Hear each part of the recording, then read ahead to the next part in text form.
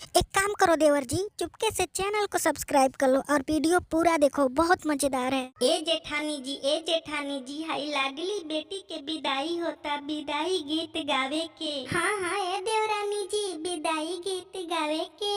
जैसे ओरिया बरसे हो बेटी सावन ना हो भादोइया, अरे सावन ना हो भादोइया,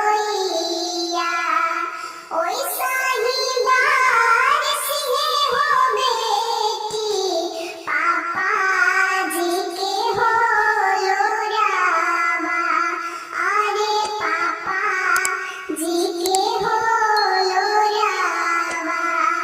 जैसे होठवा फाटेगे बेटी जेठा रे हो बाई सखावा, अरे जेठा रे हो बाई सखावा, ओइसा ही फाटेला हो बेटी मामी के हो कारे जावा, अरे मामी के हो कारे जावा।